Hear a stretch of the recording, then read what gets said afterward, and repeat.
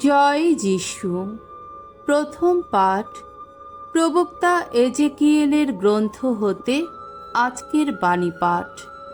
৪৭ অধ্যায় ১ থেকে ৯ পদ এবং ১২ পদ। মন্দির থেকে উৎসারিত জীবনদায়ী জলধারা। একদিন দিব্য দর্শনে আমি দেখতে পেলাম ভগবানের দূত আমাকে আবার নিয়ে গেলেন মন্দিরের প্রবেশ দ্বারের মুখে। দেখলাম একটি জলধারা মন্দিরের প্রবেশ পথের তলা থেকে বেরিয়ে এসে পূব দিকে বয়ে চলেছে, কেননা মন্দিরের সামনের দিকটা ছিল পূব দিকে। মন্দিরের ডান দিকের তলা থেকে নেমে এসে ওই জলধারা যজ্ঞবেদীর দক্ষিণ পাশ দিয়ে বয়ে যাচ্ছিল। ভগবানের দূত আমাকে বাইরে নিয়ে এলেন উত্তরের তোরণ দ্বারটির পথ দিয়ে এবং ঘুরে বাইরের পথ দিয়ে আমাকে নিয়ে গেলেন পূবমুখী তোরণ দ্বারটি পর্যন্ত। সেখানে ওই জলধারা বেরিয়ে আসছিল তোরণটির ডান দিক দিয়ে।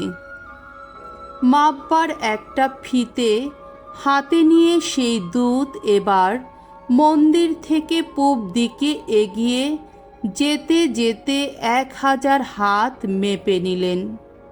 তারপর তিনি আমাকে ওই জলধারা হেঁটে পার করালেন। তখন জল উঠল আমার পায়ের গোছ পর্যন্ত। তিনি তৃতীয়বার ১,০০০ হাত মেপে নিয়ে আমাকে আবার হেঁটে পার করালেন। এবার জল উঠল আমার কোমর পর্যন্ত।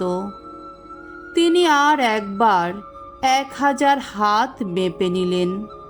সামনে এখন এমন এক খরস্রোতা নদী যা আমার পক্ষে পার হওয়া সম্ভব নয়। জল এতই বেড়ে গেছে যে যেতে হলে সাঁতার দিয়েই যেতে হবে। এ এখন এমনই এক খরস্রোতা নদী যা পায়ে হেঁটে পার হওয়া যায় না। তখন সেই দূত আমাকে জিজ্ঞেস করলেন, কি মানবপুত্র, দেখছ তো? তিনি এবার সেই খরস্রোতা নদীর তীর ধরে আমাকে এগিয়ে নিয়ে গেলেন। তারপর আবার ফিরিয়ে আনলেন। ফিরে এসে দেখলাম নদীর তীরে এখন দুধারেই দেখা যাচ্ছে অজস্র গাছ। তিনি বললেন, এই জল এখান থেকে বয়ে যাচ্ছে পূবের অঞ্চলে, নেমে চলেছে আরাবায়, শেষে তা গিয়ে মিশবে সাগরে, সেই দূষিত জলেরই সাগরে। আর তার ফলে বিশুদ্ধ হয়ে উঠবে সাগরের জল।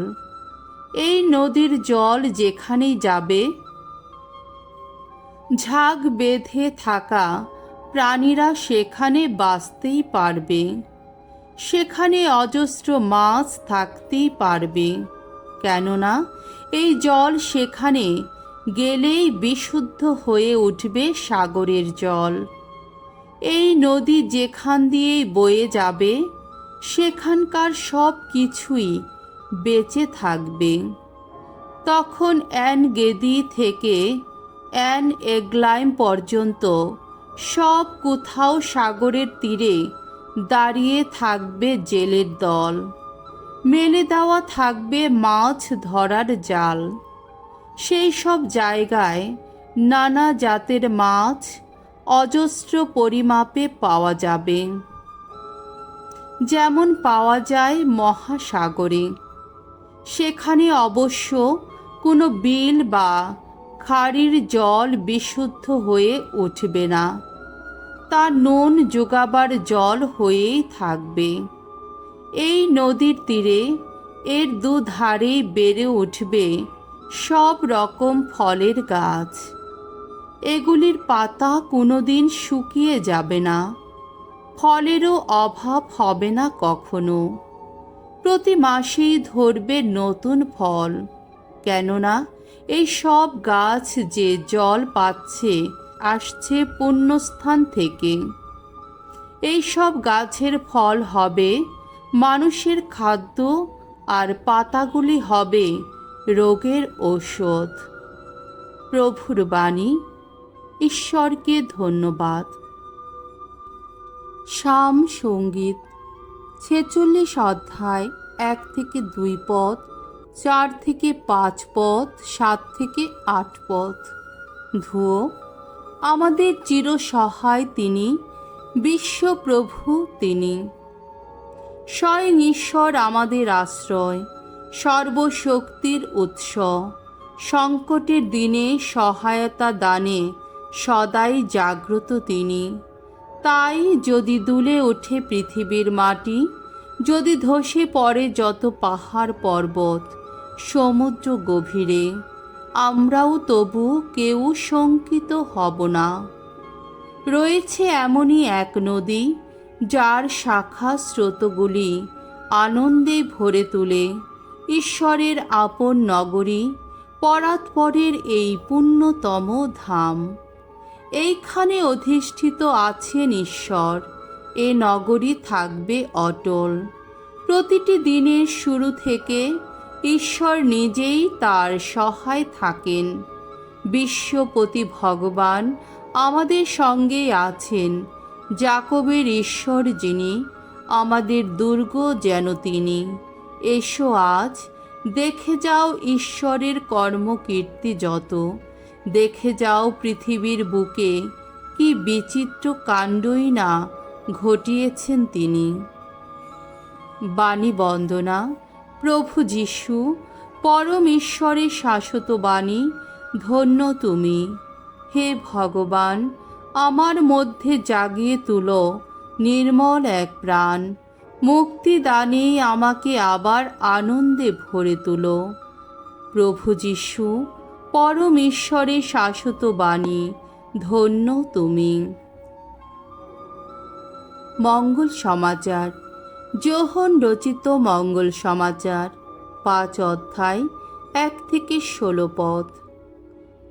বেতসাথা জলকুণ্ডের ধারে এক পক্ষাঘাতগ্রস্ত লোকের আরোগ্য লাভ। ইহুদিদের একটি পর্ব উপলক্ষে যিশু জেরুসালেমে গেলেন। জেরুসালেমে মেষদ্বারের কাছে একটি জলকুণ্ড আছে, হিব্রু ভাষায় যার নাম বেতসাথা। তার 5টি ঢাকা চাতাল আছে। সেই সব চাতালে শুয়ে থাকত অনেক অসুস্থ দুর্বল মানুষ, অন্ধ, খোঁড়া, নড়াচড়া করতে পারে না এমন সব মানুষ। তারা সেখানে থাকত জল নড়ে ওঠারই অপেক্ষায়, কারণ মাঝে মাঝে প্রভুর এক দূত সেই জলকুণ্ডে নেমে এসে জলে কাঁপন জাগাতেন। জল কেঁপে ওঠার পর যে লোক তাতে প্রথম ডুব দিত, তার যে রোগী থাক না কেন সে ভালো হয়ে উঠত।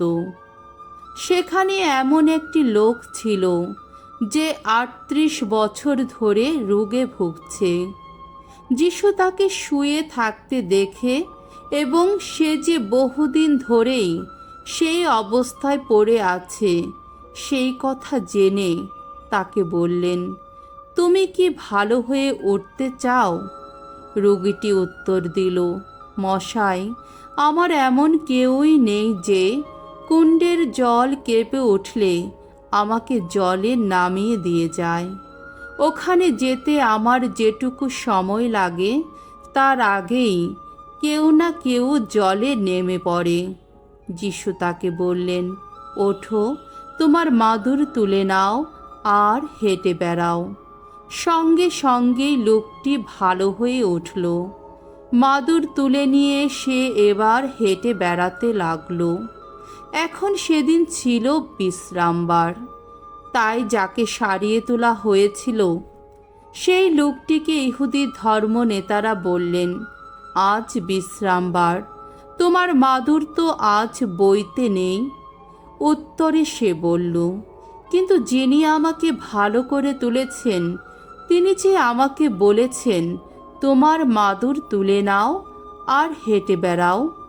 তারা জিজ্ঞেস করলেন, কে সেই লোক যে তোমাকে বলেছে, মাদুর তুলে নাও আর হেঁটে বেড়াও? এই যে লোকটি যাকে রোগ মুক্ত করা হয়েছে, সে কিন্তু জানতো না যে তিনি কে, কারণ সেখানে অনেক লোক থাকায় যিশু ভিড়ের মধ্যে মিশে গিয়েছিলেন। পরে তাকে মন্দিরে দেখতে পেয়ে যিশু বললেন, দেখো, তুমি ভালো হয়ে উঠেছ, আর যেন পাপ করো না, তাহলে তোমার কিন্তু আরও খারাপ কিছু হতে পারে। এবার লোকটি গিয়ে ইহুদি ধর্ম নেতাদের জানালো যিশুই তাকে ভালো করে তুলেছেন।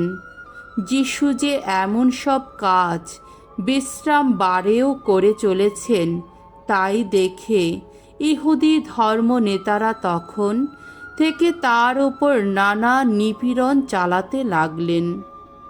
প্রভুর মঙ্গলময় বাণী। খ্রিস্ট প্রভু তোমার প্রশংসা হোক।